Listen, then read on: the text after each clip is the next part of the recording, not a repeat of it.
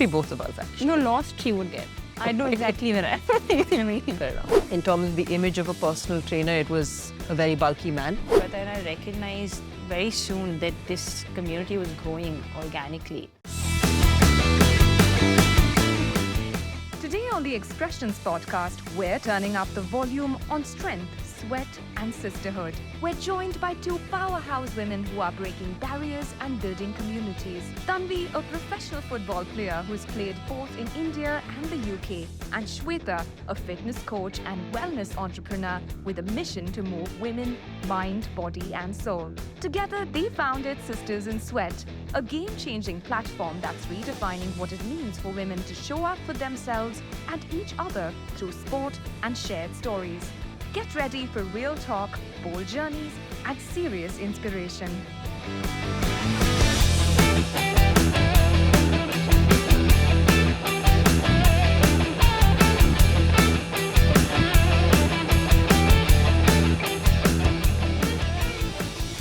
Hi, welcome to Expressions. I can't wait to explore the unique dynamic right here, which is admittedly very rare to see. So let's dive right in. So Tanvie, Swetha, welcome to our show. And let's rewind to the beginning. When you started with your first session back in 2017, did you ever feel that one event would spark a movement? What do you vividly remember about the first session, about that day? Yeah, I think so. I was new to Bangalore. I had just moved from Delhi to Bangalore that year. And I had my own thing going on. I was playing, coaching, etc. And she had her own thing going on. And this is just something that we did just as we thought as a one-off fun thing for the ladies to do. We went out for breakfast afterwards. And we just thought it would be like a fun Sunday morning. But I think what we ended up doing right from the very beginning, from the very first session, was that we curated it very mindfully. We had booked a small 5-a-side football ground for 90 minutes. And obviously, Swetha, being the fitness trainer, she did the warm-up very mindfully, keeping in mind that these are, women in their mid-30s, either haven't played sport or are playing football for the first time. So the body needs to be ready for that. And then sort of over to me, and I made them do fun football drills. Honestly, the intention was just for them to have a good time. And we had music playing on in the background. We finished the session with a small 5-a-side game and stretches at the end. And yeah, that 90 minutes session became a huge hit. I think we were expecting 3 to 4 women to turn up, and like 17 women turned up for that very first session. Yeah. To answer your question, what was most memorable about that day, we were literally expecting 3 to 4 women to show up. I've played sport all my life in school, but football was never offered as a sport. So it was unfamiliar to me as well.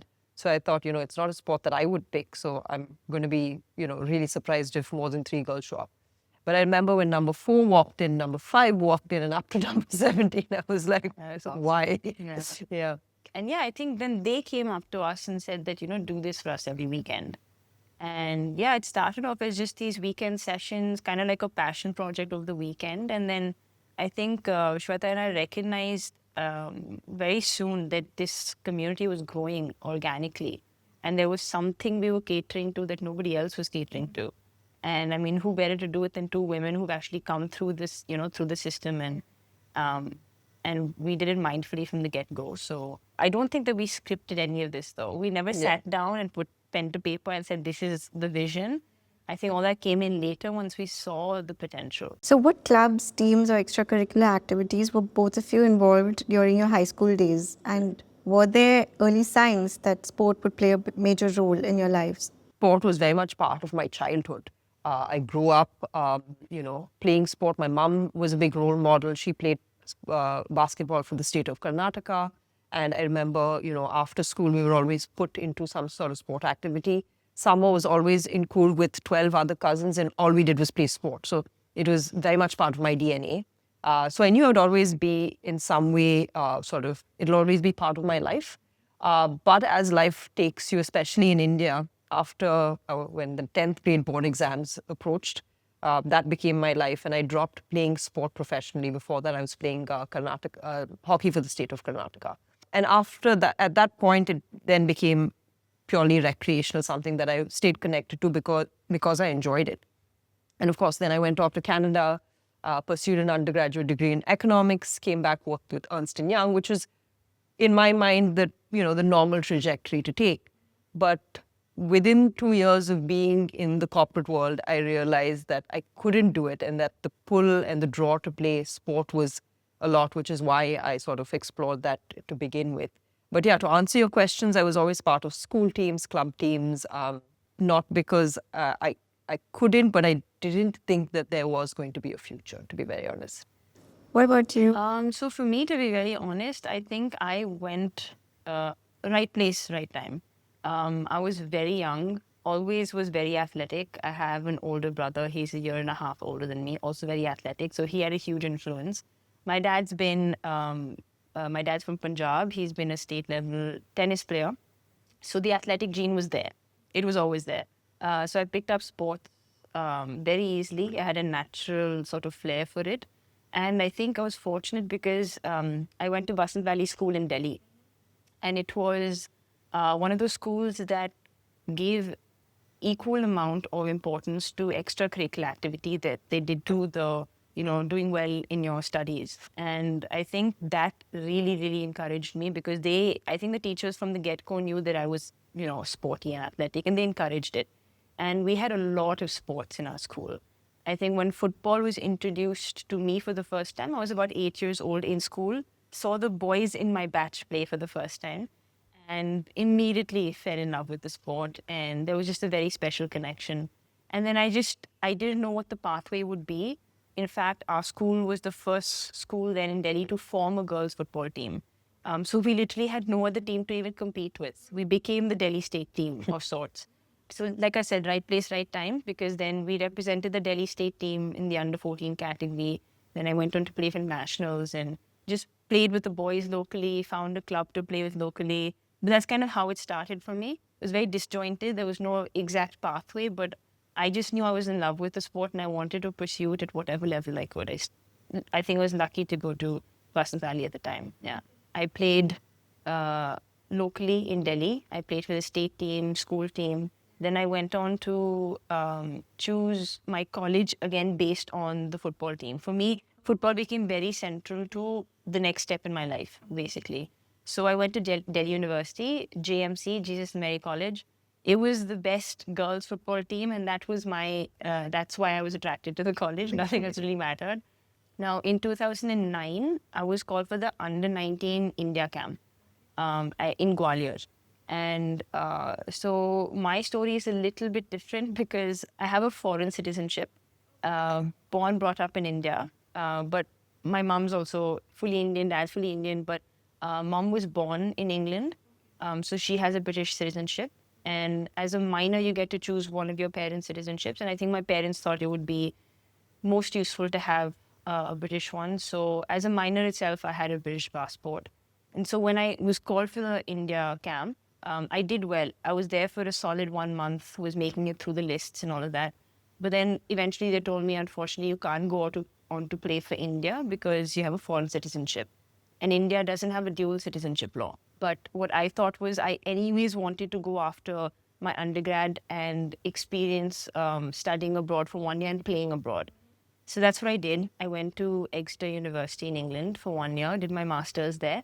Played for the university team. Of course, I chose that university again, basis the team, and really enjoyed my experience there. It was, for me, better than, more professional than anything I'd experienced in India.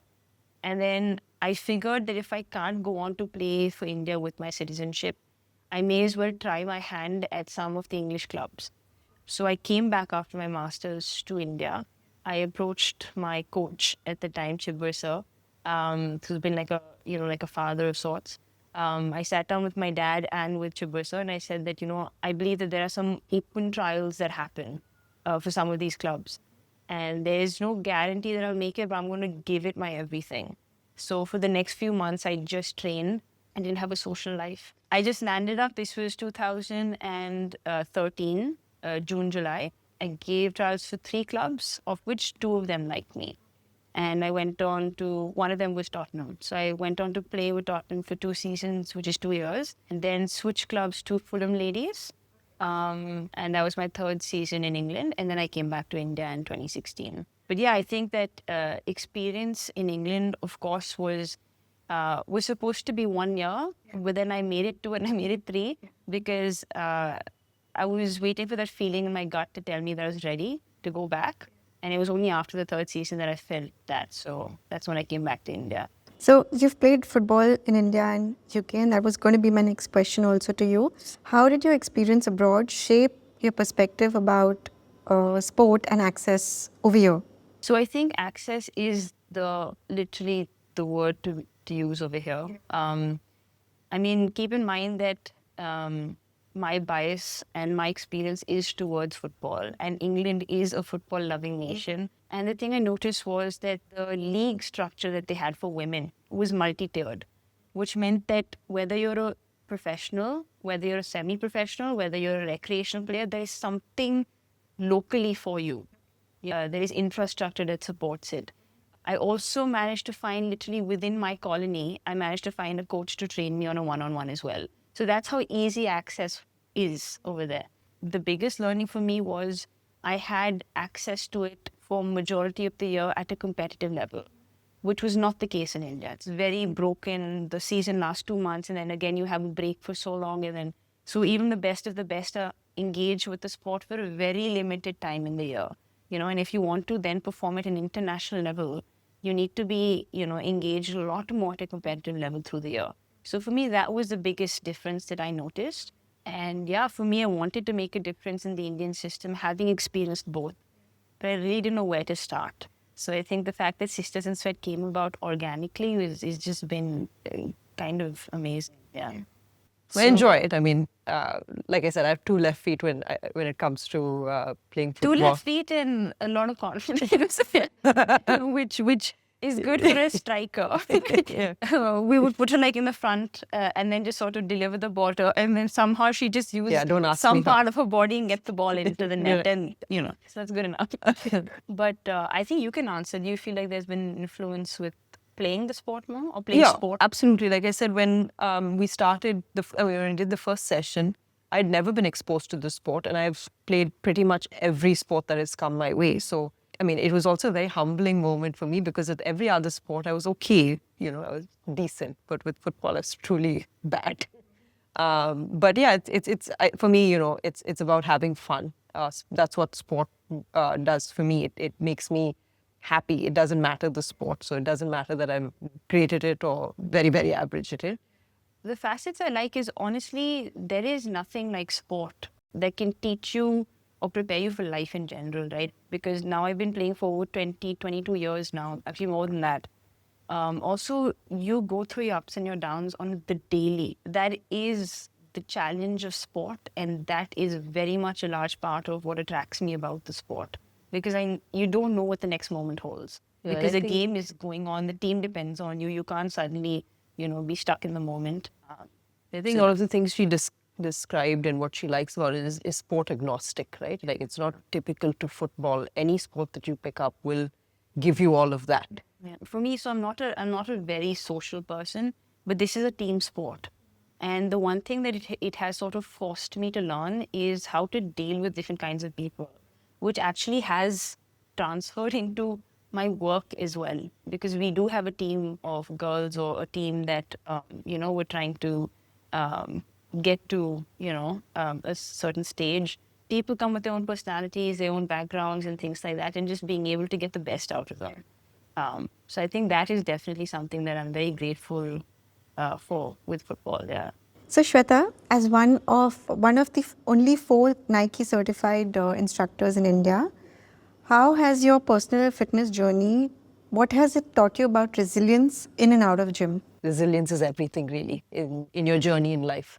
Picking such an unconventional path, such as personal training. And I want to take you back to almost 15 years ago when I decided to become a personal trainer. It was such a wild thought. One, it was, a very male-dominated space. In terms of the image of a personal trainer, it was a very bulky man. it was a bodybuilding culture, and I was attracted to none of those. Because I worked at a gym on the management side, and I was in this limbo place in terms of, I had helped set up the gym. The gym was open for membership, and so there wasn't too much work for me, and I was very much actively thinking about how to get back into sport, but again, couldn't find what avenue to, to enter back into sport. Which is when, I even entertained the idea of becoming a personal trainer. In fact, for the first 3 months, I just spent time on a gym floor, replacing weights, watching other trainers, and I picked up a couple of manuals and started reading up, and I got very, very interested. And that summer, I was to spend in the UK, and as I would every summer. And I decided, instead of just, whiling away my time, how about I get certified? That was my starting point. And through the certification process is when I fell in love with the, with personal training. I was fascinated by what the human body can do and how you can manipulate it through training. So I came back, and that's when I started my journey as a personal trainer. And I want to say resilience here played such a big part, because I think there were 30 male instructors on the floor, all bodybuilders. And then there was me, and I looked very much like this, not bodybuilder material, let's say. So I really had to sort of stick it out, prove my case that I can sort of deliver something here to people who come in, change the mindset. 3 to 4 years into my journey as a personal trainer, I started getting clients, and and also like the other personal trainers on the floor would look at me, with a lot of skepticism, because their idea of training as well was to develop big muscles. So here I am talking about functional training, and which was all very new concepts at the time. But yeah, over time, like those instructors as well started getting interested in personal training, and I mean in functional training. So I think I witnessed that mindset shift.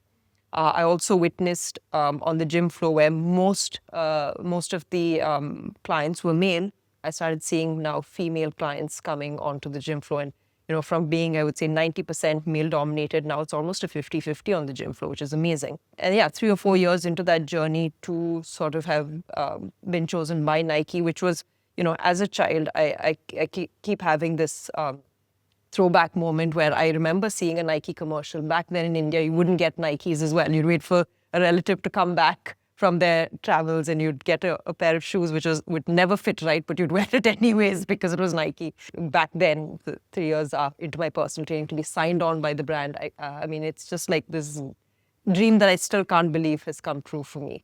But yeah, resilience and sticking the path, believing in my ability to be a good personal trainer or an instructor has really what's shaped my journey. I also read that you trained Rohan Bopana. Yes, briefly, yes, we did. Yeah. And also, you are a coach for the Karnataka Football Association. They needed a fitness instructor. I had just come back from completing a course, an SIS course, which is one of the top training institutes in the US. But I had done the course in the UK. They'd come there. And this was specifically in performance training. So performance training is to train athletes in their specific sport. And when I came back from getting certified there, I actually approached one of the clubs here in India, in Bangalore, to sign on as a trainer, because from a certification perspective, I had, I was actually well ahead of a lot of people. The management then called me and said, we love the fact that, you've got all these certifications. And they did a trial session with me, and they said, the reason we can't take you on is because we don't want the controversy of having a woman on this team. All our boys come from small town villages, and so they might not know the right way to interact with a woman. So that was heartbreaking for me, because at that point when I did the SIS certification, I was very sure that I wanted to take the elite athlete sportsman route. But then realized in India there would be a struggle, because the men's teams, the management was very nervous to have a woman on board. And at that moment, Tanvie was playing in the Karnataka state team, and she said, we need a coach. So I said, okay, we'll do it pro bono. I mean, I just wanted to coach. That's all I really wanted. Of course, Rohan Bopana came about a little later on. But yeah, that was one of my heartbreaks, I think, is to know that if I wanted to, take on the coaching part with the elite men's team, and right now in the current atmosphere, that's where the, you can even get compensated for your time fairly. That was not going to be a very easy path. And it's not like me to say it's not easy, so I give up. It's just that Sisters in Sweat happen. Otherwise, I'd push through there as well. I guarantee you. Yeah. So, but also tell me, since you were talking about having exposure in US and also spending summers in UK, how was those experiences made you different from the other, bodybuilder trainers that you spoke about here? I mean, are there any top 3 things that you could point out which makes you different from them? No, I would say initially there was a difference because I was I was one of the first to be exposed to functional training, which is today I'm very pleased to say that, I'm, one amongst many very, very qualified trainers here in the country, in fact. So yeah, that era of bodybuilding, I mean, it holds its place and a lot of respect to the sport of bodybuilding. But I think for most people, the general population, functional training is what we require. And now it's become mainstream and we have a good pool of certified, knowledgeable instructors to teach. But when I first got certified, I would say I was one of very few instructors who was exposed to that and was able to teach here. So, my next question, do you both remember the first time when you realized that your mind is stronger than your body? I discovered that from the get-go because honestly, it's your mind that takes you through, that gets you up at 5 o'clock in the morning, that gets you up again and again after a loss, especially. And I think that as physical as sport is believed to be, it is, according to me, a lot more mental because that's where it really starts. And that's what pushes you through. And that's something I discovered very early on. And it's also, again, like I said, one of the things that the challenges that I was talking about that sport brings, I'm attracted to that because I know that it'll actually shape me into a stronger person more than anything else. So I don't think I had a moment. For me, I've always I've grown up with a mother figure who's extremely strong personality. And, I've seen her in very, very complex situations sort of hold her own, right? So I think that was just, again, part of my DNA to have like this really strong mindset. Yeah, I think through my journey in life, I've realized that, you can fall ill and, your body can give in, but if you have that strong mindset, it'll pull you through. And repeatedly in my journey, I've found that mental strength is what has taken me through hard times and good times as well. Yeah. There's an example that my dad gave, which I heard for the very first time just a few weeks ago. Someone asked him that, how come you supported your daughter to go and play football? It's so unconventional. And also then she wanted to go to England. And, first time I heard this, a few weeks ago, he said that there was this moment in high school when I was unwell. I was running a fever. We had a cross-country race the next day. And somehow I got myself there and actually won the race. And so my dad said that she had the willpower to get through it, means that she can take on life. I knew that she'd be able to. And the first time my dad said that, I didn't even know about this. But yeah, I think, it's such a mental thing at the end of the day. Yeah. And I discovered that when I was very young. So, what's a moment in your journey, personal or professional, where you thought that this is why we're doing what we're doing? I think it's everything from somebody coming up to us post a session and just thanking us profusely, not because, she's had a great session, but because it's helped her outside in her life, whatever she's going through. And we've heard some really, inspiring stories of on the field, everyone's having a good time, laughs, smiles. And then you catch them at a private moment and they share a little bit about what's going on in their personal lives. And it's mind-blowing, like the struggles sometimes and how they're able to sort of set that aside. So those moments, I know for both of us, are really inspire us to continue doing what we're doing. More recently, we had the SIStra run, which was, saw around 2,000 women participate. And I remember, we were all caught up in organizing this event. And at some point, Tanvie and I just looked over because everyone was doing the warm-up and we saw this ocean of women warming up. I couldn't believe what I was seeing and, what, we had inadvertently created here. So I think there have been several moments, whether it's, that with that one-on-one interaction where she's sharing something really personal and you see that, the Sisters in Sweat community and what we've started has helped this person, or, you just see a bunch of girls moving together and you're like, wow, okay, this is where we're doing what we're doing. Yeah. I think that the beautiful thing about sport is that it doesn't discriminate, right? At the end of the day, everyone comes with their own stories, their own baggages, their own, but on the field, everyone's equal. And it's only when you catch them, like she said, in those private moments outside of the sport where you realize, oh my God, they have, they have story. My God, they have something that they're carrying with them. And that's happened to me so many times because I've played with so many different players and all of that. And even now in the Sisters in Sweat scenario, we have a community of over 10,000 women. So you can imagine the number of stories there are just within that. And the thing is that women tend to be quite generous as well with sharing. So they're happy to come up to us after a session and tell us that, you have no idea what Sisters in Sweat means to me, or they'll tell you something personal. And I think there's so many of those that you can't really pinpoint and be like, there's that one moment. It's a constant reminder that, we're kind of on the right path, and I think intent is there. So, and you can see the impact.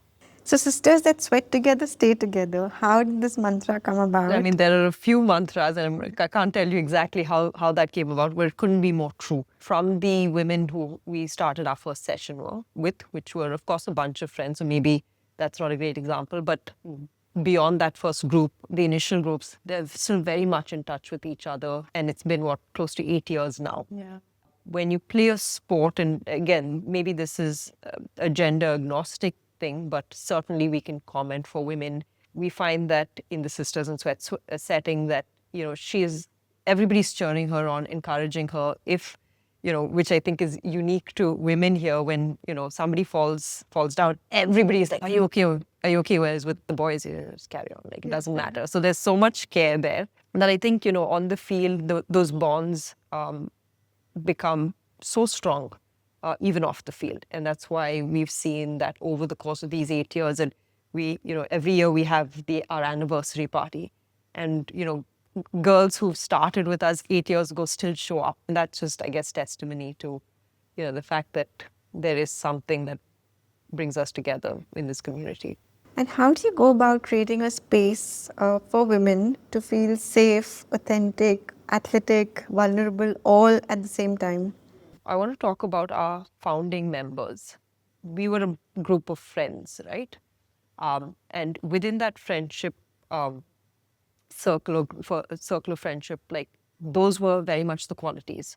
We felt safe with each other. We encouraged each other. We made each other feel seen.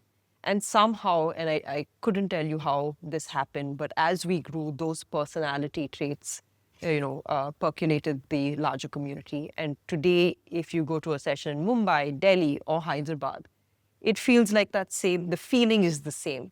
It has something to do with that initial group of founding members. Could have something to do with just women being women who are always caring, make you feel safe. There's something about shared experiences that allows you to be vulnerable because she has experienced something similar and can relate to that. Swetha and I come from our side of the experience in what has been lacking for women, right? And I think sometimes something as simple as having clean washrooms at a stadium or training facility is something that guys can probably take for granted, but women cannot. So we do have a few hygiene checks that we always do. We'd look at the washroom, we'd make sure that it's well stocked, make sure that ideally if there's something separate for women, fantastic. And at the end of the day, when you go and play with other women, that in itself feels secure.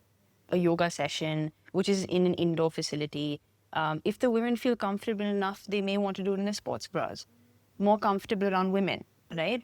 So I think just the fact that they know it's exclusively women, and we also try and then choose instructors that are women or that have worked with women.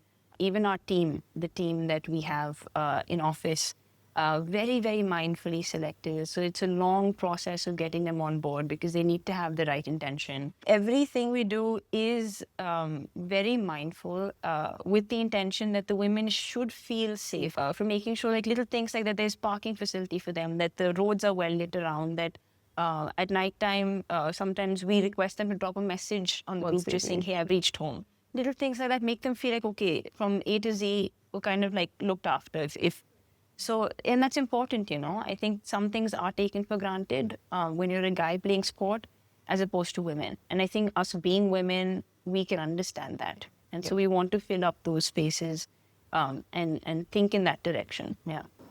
And what was the hardest part in building this community, SIS?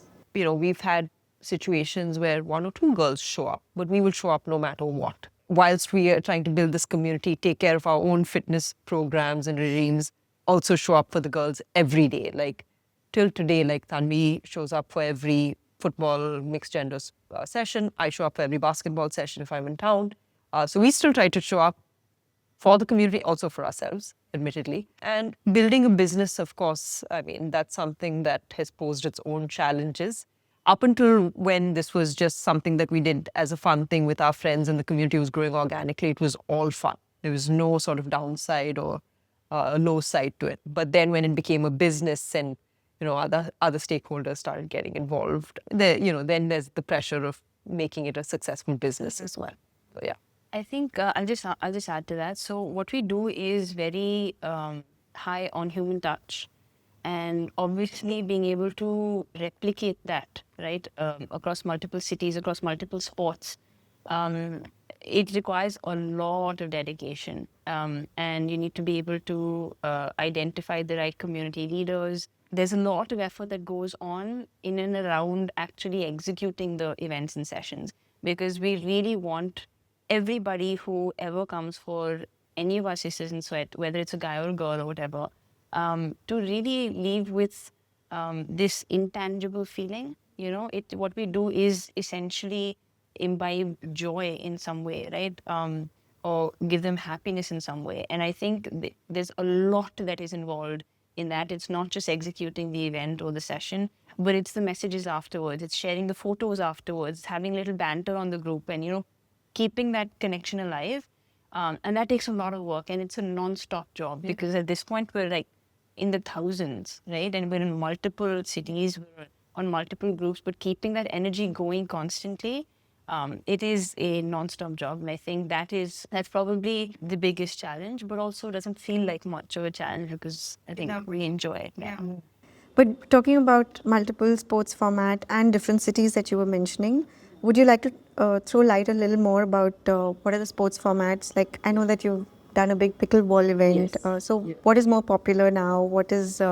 Pickleball is definitely all the rage. But I think, I mean, we have communities that are interested in, you know, every sport that we offer. So we have a run club, we have badminton, we have pickleball, of course, we have football, we have basketball, we have swim, tennis. Tennis, tennis, yeah. And then we do pole dancing, we do, you know, great fun. I tried it recently. Again, humbling experience. I think most of our sports formats we try and do on a regular basis. Yeah, weekly, So it'll be almost on a weekly basis in all of our cities. Also, every city has its own culture and its own topography and things like that. So keeping all of that in mind. Outside of that, then we'll have one-off workshops to assess if the women like something. It could be like a brick yoga, it could be puppy yoga, it could be pole dancing. And then we sort of try these things out in a workshop form. If it does well, then we start and do it a little bit more regularly. But I think our model has grown beyond sport, again, with the intention that what we are catering to is very intangible in nature. It's the community angle, right? Yeah. So sometimes the women want to engage outside of the sport as well. Maybe they want to go for pizza making. Maybe they want to go for karaoke. So there's also social events that we do. And then off-site trips and things. I would say anything that contributes to her wellness is, and to me, karaoke night does really well for my wellness. Very badly for everybody who's listening in, but... She thinks she's a good singer. I know. Good singer. But yeah, I think anything under the wellness, and of course, sport is our main tool, but it doesn't mean a karaoke night, a pizza making night, a wine tasting evening does not contribute to her wellness. So we'll do anything, open to do anything at least. Yeah.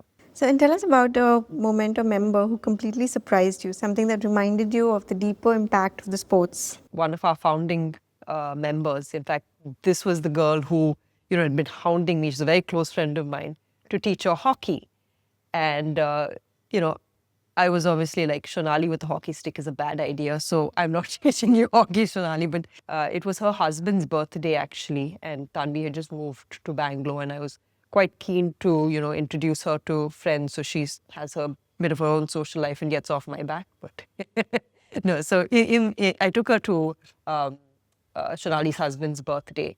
And at that party, I introduced Tanvie to Shonali as my friend who's a professional footballer.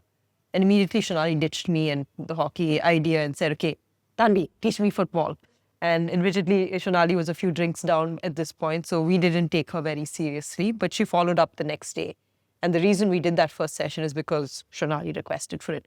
So the story that, leaves a lasting impression and, is testimony to some of the change that this community has brought about is, she's very regular with her football sessions with us. So every Sunday morning, Shonali would wake up, lace up, and her son would watch her do this every Sunday and go off and play football. Sometimes he would come sit on the sidelines and watch. I think shortly after that, Tanvie was playing in the Karnataka League. So Shonali took Dante, her son, to watch Tanvie play.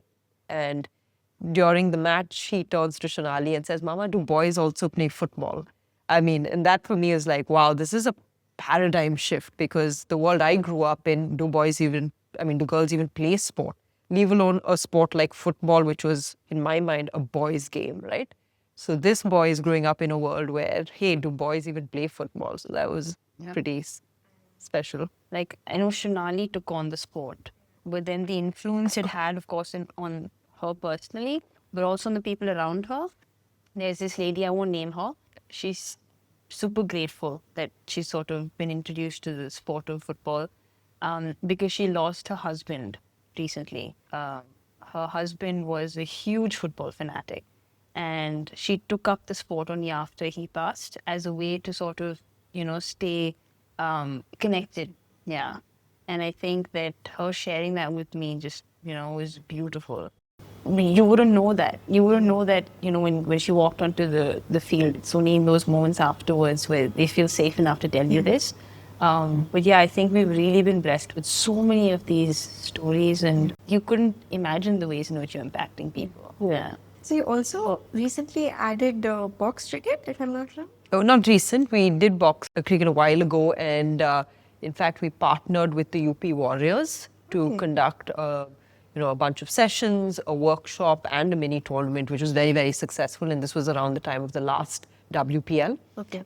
So yeah, it was a fun format to do for a little while. Yeah. Your work receives incredible love, but also sometimes unnecessary criticism.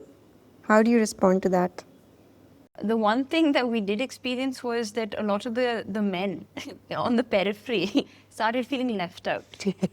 And so, and that's a very rare situation to have occurred in the world of sport. Yeah. But we wanted to be as inclusive as possible, so we started a format called Sisters and Misters. We do it once a week in different Every sport, sports, where we include the men as well in the game. So it's a co-ed sport. Yes. It is. Yeah. It is. The whole intent, to be honest, was, with Sisters in Sweat, when we sort of became intentional about it, is obviously to create the space for women, because we knew that they were being left out and we needed to do this. But eventually also to level the playing field, and, it shouldn't be the case that they have to play, separately, at least at the recreational level. Now, I have my sort of points when it comes to professional sport and, mixing the genders necessarily. But as far as recreational sport, and as much as you can do it, it should be gender agnostic in that sense. Somebody who started playing with Sisters in Sweat, let's say you've started with the beginner session, you move on to an intermediate session, then you move on to game night, women only, and then you move on to Sisters and Misters, right? Or you've played in college or at some professional level in the past, you want to come back to the sports, you're already pretty good, you have the Sisters and Misters as one of the options to continue playing. Yeah. Nice. So you also launched the SIStra Project to uplift women, millions of women from marginalized communities. And what does success look in that space to you? You know, we keep talking about what the end goal for Sisters and Sweat is. Yeah. It is to have as many women in this country moving. And for us, movement is a very, very powerful tool of empowerment as well. And I think we can't do enough to empower the women in this country. We do it through movement. So through the SIStra Project, I think the end goal is to get movement into every woman's lives, especially in marginalized community where, you know, we witnessed in urban India how powerful sport can be to a woman in terms of her, you know, gaining a sense of agency, reclaiming her space. Families of the girls that come out of the rural spaces. And again, that comes from just exposing them to what the possibilities could be. You know, we have a few things planned, which you will hear of, but essentially just exposing them to the possibilities and then changing the mindsets at the household level and have the parents support. Because as you said, you know, if our parents weren't supportive of our offbeat path, then I don't think we'd be sitting on this podcast today. So, yeah. The Heritage Run you conducted and curated in Bangalore, it wasn't just fitness, it was activism too. Absolutely. So- It was a silent protest. Like I said, one of the goals with Sisters in Sweat is just to make her feel more empowered. And we use movement as our tool to do that. With the Heritage Run, of course, there was movement involved.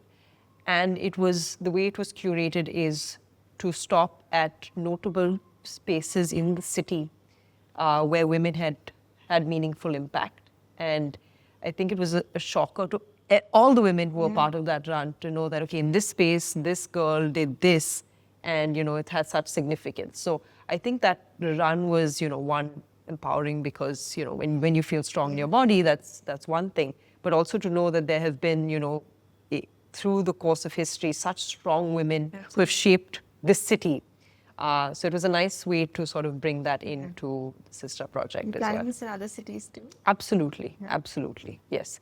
In fact, the next SIStra run will happen in Mumbai in November, and then in Delhi in February. What are some common misconceptions people have about women in sports and general wellness also? And what are you guys doing to shift that? With our very first session, right? Yeah. Even Swetha and me who come from the industry, even we were surprised to see 17 women turn up for a Sunday morning football session. Yeah. Never played it before. If they did, it was years ago. But they turned up, you know? So I think that by itself, just the fact that there are women that want to play recreationally. It doesn't. They don't have to go pro. They don't have to go semi-professional. We're just playing recreationally, right? I think identifying that that desire is there and that women want to get out and play. And that sport isn't only for guys. I think it's becoming very, very evident. And I think that is what we recognized, and that is what we're trying to sort of, you know, bridge that gap by just giving access in an organized way for women to play regardless of their age, regardless of their ability, regardless of whether they played before or not. But feel safe, feel like it's taken care. You just turn up, enjoy. You have a community out there, and it's a growing community because women want to go out and play, you know. So I think that has been the biggest learning, and also a misconception that girls don't want to go out and play, because they do, they obviously do. So SIS now is set to expand to 10 cities, and the Rain Matter partnership has also opened new doors. So how are you preparing for this next phase of growth? So we've identified at least the cities this year that we would like to sort of enter into. You know, in terms of preparation, what we have done is, you know, started doing our groundwork to understand what sport, what, you know, that the women in those particular cities that we plan to get into this year would like to see happen. Is it Chennai or Pune? Both. Yeah, Well she wants done. both. Well done. Yeah, those are the two cities actually that we'd like to be in by the end of this year. The first step for us is to find that team in those particular cities, because they are foot soldiers, right? And in terms of business challenges, the hardest challenge has been to find the right people to take this forward, because Tanvie and I cannot be in all the cities at all the same time. At the same time, nor can we, stretch ourselves that thin. So having the right people in those particular cities take this forward is the most important thing, and has also been the biggest challenge for us. But yeah, having the Rainmatter investment and Rainmatter back us, they've been incredible partners to us in terms of opening doors, supporting us through the business as well. So yeah, excited for the next phase. I think we're looking to do some larger scale events similar to the SIStra run. Yeah. In multiple cities, hopefully within the next 3 years. And then our core business continues as it is, which is our weekly sessions, the social events that we do, etc.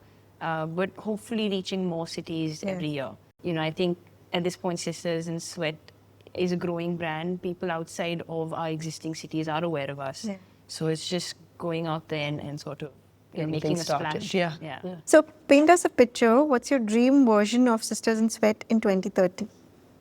Honestly, in 2030, I would definitely like it to be a household name. I think Tanvi spoken about this at length, where, when you think wellness in women, you think Sisters in Sweat. Yeah. Anybody, hopefully in most parts of the country at least, the moment they think of, what can I do? I want to do something interesting, fun with women.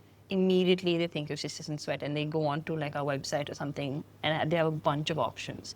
That's the vision, and to have that accessible to as many people, as many women as possible across the country. Yeah. So what do you consider your greatest strength, and what's one weakness you're working on just now? For me, it would be my resilience, I think. Just to keep going no matter what. I think my life has fallen apart around me many times, but I sort of show up no matter what. I think that would be my greatest strength. I think I am sort of easily excited by situations in not in a good way, like if there's a bit of work stress that can sort of, explode in my mind, or any type of stress. Like I'm not able to manage my stress. I mean, I've gotten a lot better at it. You'd have to. I think my greatest strength is that I see the glass half full. In any situation, I kind of always see the opportunity. And whatever today's reality is, I somehow find contentment, and I want to make the most of what the present holds. Yeah. I think that's always been true to me, so that definitely is a strength. The weakness, I think sometimes I challenge myself too much. I give myself too much in terms of, and constantly prove to myself more than anything else, which gets exhausting. And then you can't always reach there. Because even in my sports career, obviously I started as a budding footballer, then played with so many teams, captained so many teams. So the leadership position was kind of, has grown on me. But again, the kind of leader that we're expected to be, let's say at a Sisters in Sweat, it's different. And there's always, I always learn every day that I need to still grow. I still have this much more to learn. Yeah. I think that's a constant. Yeah. Finally, that's my next question. How have your experiences as athletes and fitness coach helped you navigate other aspects of life, especially leadership? I mean, for me, as a personal trainer, and also my experience in sport when I was playing it more professionally and stepping into those leadership positions, it is about sort of self-belief. It's about, listening to everybody as well. Like when you're a personal trainer, I don't come in with a program and no matter how my client is feeling that day, that I need to execute that program, right? I need to understand where he or she is at that day, mentally, physically, and then be sort of nimble on my feet to tweak that. And I think as a leader, the biggest, takeaway from my experience in these roles is to listen and to be able to adapt, but also be that strong voice, because if you are constantly second guessing yourself, that's not going to be good for the team at large. Yeah. For me, I'm going to use a football reference here. When you're trying to build a football team, a holistic team usually has something known as depth as well as width. Depth in the sense that you should have young players as well as experienced players. Width means that you should have diversity in your playing abilities and the kind of players you have, left-footed, right-footed, that basically helps you build a really nice holistic team, the depth and the width. So I think for me, with Sisters in Sweat, obviously Swetha and I took the organization to a certain stage based on our skill set and what we could bring to the table. But then we also learned quickly that, we need to start building a team now. And the two of us alone do not have all the skill sets that are required to reach the potential that this vision has. To identify the right people for the team and then make them feel like they have an equal say at the table. Yeah. There is a generation gap. They'll come with ideas that we couldn't even have thought of, right? And being open to that. I think that is very much part of being a leader as well. Yeah. Understanding that the depth is here, but the width might be here. Yeah. Yeah. I had someone really young, 20s, right out of college in my office, and those days I used to really look forward to going to office because it used to be so exciting. So who is your biggest inspiration as an athlete and why? Funnily enough, I think, and this is, I think, true to both of us, we've not really followed sport that closely. Okay. And I'm going to refer back to my mum because she has had longevity in our sport. In fact, she's in her 70s, but still is very active. So for me to see that consistency that my mother has brought has been very inspirational to me. I kind of try and take the best of the best. And a very commonly asked question to every footballer, Ronaldo or Messi. And my response is honestly, the two of them are such different people, different players. They have different facets on and off the field. If I could combine the best of both, why wouldn't I? Why would I choose, right? So for me, it's always been that I always follow the best, and I try and imbibe bits and pieces of everyone's qualities. Yeah. Wonderful. And finally, do you have a favorite sports quote? There is one quote that I had put up on my wall in England. At the moment of commitment, the universe conspires to assist you. So I actually believe that very much so. And again, that's the glass half full thing where if I'm waking up at 4 o'clock or 5 o'clock in the morning and working out, I may not see the results tomorrow. I may not even see the results in the way that I had envisioned, but it will show up in the future. I just believe that. Yeah. And that's what that quote kind of means to me, that if I commit to it and I stay the path, it will show up in some way, Yeah. Manifestation. Yeah. Who is more likely to wake up at 5 a.m. for a run? Yeah. I think both of us. Depends. She'll do it for football, I'll do it for other things. Okay. Who is more likely to organize an impromptu workout session? Me. It would be impromptu. Yours is very planned, 7 o'clock I'm in the gym. Mine's like any time it'll happen. Fair enough. Who is more likely to try a new fitness trend? Me. Okay. I'm not into trend. Who is more likely to win a fitness challenge? Depends on what the challenge is. Yeah, it depends. Agility, speed. Endurance, strength. More strength, yeah. Nice to know that. Who is more likely to break a sweat on the dance floor? Her. Even though I'm the better dancer. I wouldn't say she's the better dancer. I'm a better dancer. She's more choreographed. I'm more freestyle. Yeah. Who is more likely to say let's do when asked to try a crazy sport? Me. Yeah. Okay. Who is more likely to push the limits during a workout? I'm lazy. Really? Who is more likely to have a spontaneous solo adventure on a trip? Okay. I'm a very good solo traveler and I like it. Yeah. Who is more likely to surprise everyone with a hidden talent? Why? You. Yeah. Who is more likely to keep a journal or diary of their personal thoughts and experience? I am just not a More journalist. likely. Come to you. Who is more likely to crack a joke in the middle of a workout? This one, yeah. There. Who is more likely to get lost while trying out a new city for SIS expansion? Could be both of us, actually. Lost she would get. I know exactly where I am. Fair enough. Who is more likely to show up fashionably late to an event? Yeah. Late. Who is more likely to drop everything for a spontaneous SIS adventure? Who is more likely to go to a social event over a gym session? This one. For a gym session. Come on.